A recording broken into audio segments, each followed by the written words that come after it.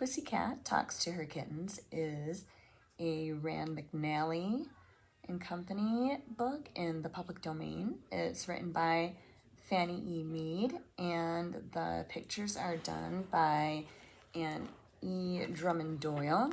Pussycat is the mama cat, and she endeavors to teach her four kittens little lessons in life. Lesson time. Pussycat talks to her kittens.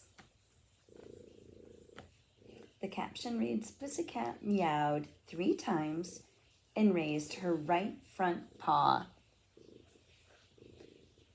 Pussycat meowed 3 times and raised her right front paw. It was lesson time, and this was a signal for her 4 kittens to come to attention. Fluff, Ruff, and Buff did so at once, but Tough stopped to jump at a fly and catch a sunbeam, which was playing hopscotch on the end of the porch where Pussycat had decided to hold her daily lesson.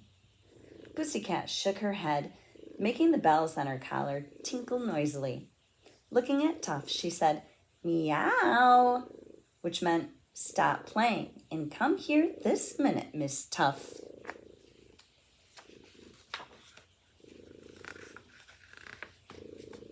Tough started to come, but something told her she had a little tail, and she thought it would be great fun to run around and round until she caught the end of it.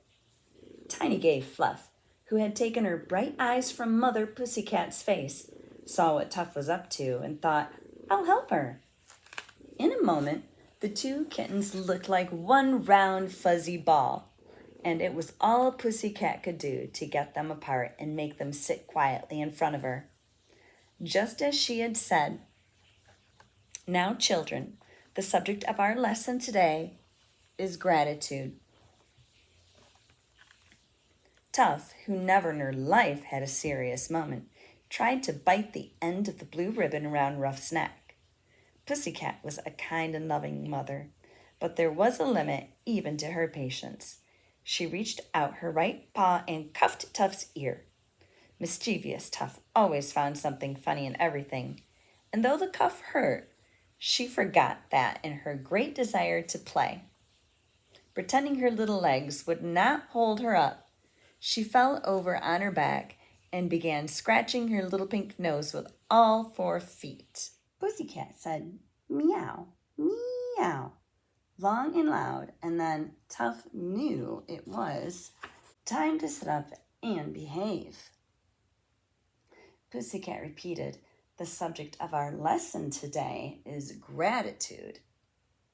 I want you to remember all I say. No matter how bad things may seem to be, there is always something for which you can be grateful. If a big old grandma comes visiting and drinks all your milk, be grateful that you had the milk for her. Maybe her grandchildren are all away and there's no one at home to care for her. Maybe she has had no milk for days and days. If it rains and you can't go scampering over the cool green grass and play among the flowers, be grateful that you have a nice, warm, dry kitchen to play in. If a big, cross-looking dog comes prowling around the porch, be grateful that you can scamper into the house, knowing that he cannot hurt you if he would. If you fall down the steps, be grateful that the grass is soft and velvety for you to fall on. When night comes and you are sleepy and tired, be grateful that you have a nice box with a piece of flannel in the bottom for your bed. No matter what happens, if you look for it, you will always find something for which you can be grateful. That's all for today. As soon as Tough heard this, she hopped on Buff, knocked him over, planted one of her little feet right in his mouth, and said, "Buffy, will you be grateful if I don't eat you?" And here we see Buffy and Tough playing together. Pussycat Talks to Her Kittens, Chapter 2, The End of a Holiday.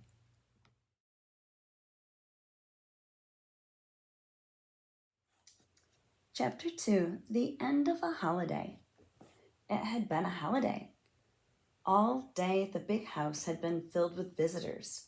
Pussycat had been obliged to postpone her lesson until evening, as her family were expected to help entertain some of the younger guests.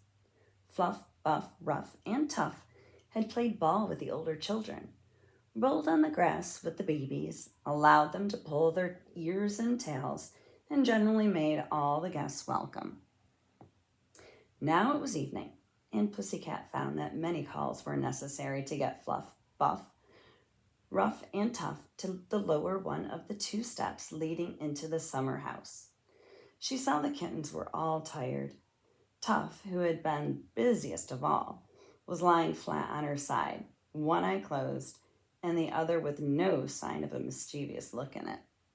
Pussycat said, "Children, I know you're tired, but I want to call certain things to your attention before you forget what has happened today. I want to tell you that there is good in everyone, and if you hunt hard enough, you'll find it. Just because the visitor with the big cane pushed you aside and said, 'Get out,' you thought he was cross.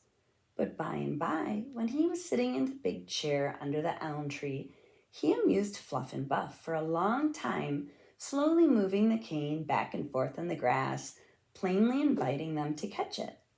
He really loves kittens, but doesn't like them under his feet when he is walking. You see, he might step on one and hurt it. And you thought the lady in the pretty lace dress fussy when she said, 'Now don't jump on me.' But this afternoon, when she tied a string through an empty spool and dangled it for an hour for you, you found that she, too, was good and wished to amuse you. Of course, you didn't understand that the reason the lady did not want you to jump on her lace dress was because your sharp little claws might tear it. When she took Ruff up and cuddled him against her face and whispered something in his ear, which told him plainly that she, too, loved little kittens. Pussycat said, 'Children, I know you are tired.' At this point, Tuff, the mischievous little imp, sat up, trotted over close to Mother Pussycat, reached up one little paw, and tinkled one of the bells on Pussycat's collar. 'Well, what is it?' asked Mother Pussycat. Tuff showed her sharp little white teeth and said, 'There's nothing about the lady with the yellow hair to love. When she dropped a ball of yarn on the porch this afternoon, I did everything I could to push the ball back to her. I hopped all around it, got 2 feet all tied up in it, and nearly choked when the end got knocked around my neck. Then all she did was to smack me and tell me I'd spoiled her yarn and to run away.' 'Oh,' said Pussycat, 'she didn't understand what you were trying to do. If she had known you were trying to help, she wouldn't have smacked you. I remember when the maid brought her a glass of milk, she poured a little bit of it in a saucer and gave it to you. Wasn't that kind? And couldn't you love her a little bit for that?' 'Well,' said Tuff saucily, 'I had just been out on the kitchen porch and had all the milk I could drink, so I didn't need hers.'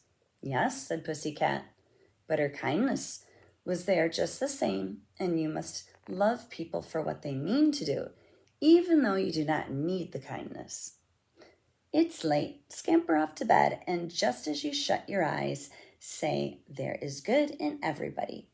Mother Pussycat says so, and she knows." And here are the little kittens scampering off to bed in their basket with the little flannel in it.